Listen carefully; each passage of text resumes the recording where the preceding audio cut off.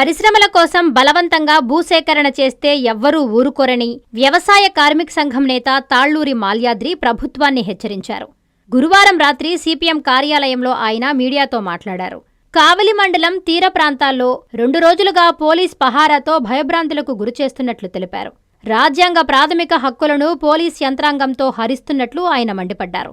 ఒక పక్క భూములు కోట్ల రూపాయలు పలుకుతుంటే రైతులకు 10 లక్షలిస్తాం 15 లక్షలిస్తామంటూ బేరాలు ఆడడం ఏంటని ప్రశ్నించారు. భూసేకరణకు ప్రతి గ్రామంలో గ్రామసభ నిర్వహించాలని, వారి అభిప్రాయాలను పూర్తిగా పరిగణలోకి తీసుకోవాలన్నారు. పరిశ్రమలొస్తే ఆ గ్రామాల పరిస్థితి ఏంటని, ఉపాధినిచ్చే పాడి పంటలు, కులవృత్తులు, చేపల వేట, గీత కార్మికుల పరిస్థితి ఏమిటన్నారు. గత వైసీపీ ప్రభుత్వం, ఇప్పుడు కూటమి ప్రభుత్వం దౌర్జన్యంగా వ్యవహరిస్తున్నట్లు ఆయన ఆగ్రహం వ్యక్తం చేశారు. కావలి మండలంలో 2 రోజుల నుంచి పలు గ్రామాలు పోలీస్ పహారాతోటి రైతుల్ని, వ్యవసాయ కార్మికుల్ని, గ్రామస్తుల్ని భయోత్పాతం కల్పిస్తూ ఉన్నారు.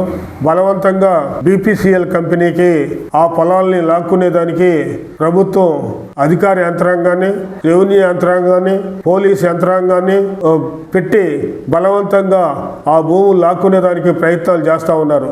రేపు ఇక్కడ రామాయపట్నం దగ్గర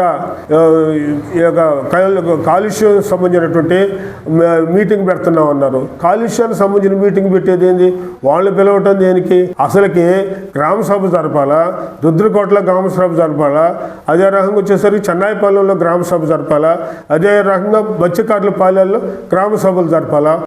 మీరు వెళ్ళిపోండి బలవంతంగా, మేము మాత్రం మిమ్మల్ని మాత్రం మాట్లాడుకొని నలుగురు కలిసి ఒకరు కలిసి చర్చించుకొని అని చెప్తే ఎట్లా?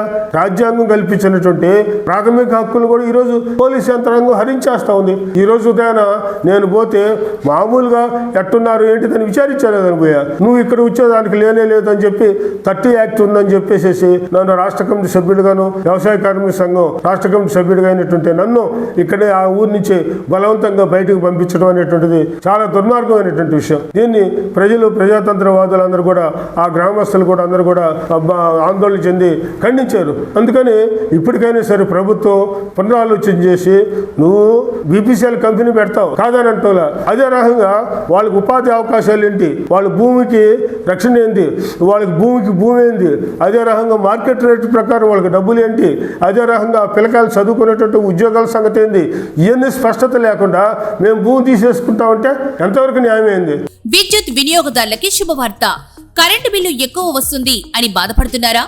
ఏసీ మరియు ఇతర ఎలక్ట్రికల్ గీజర్లు, హోమ్ అప్లయన్సెస్ వాడకంలో పొదుపు చేస్తున్నారా?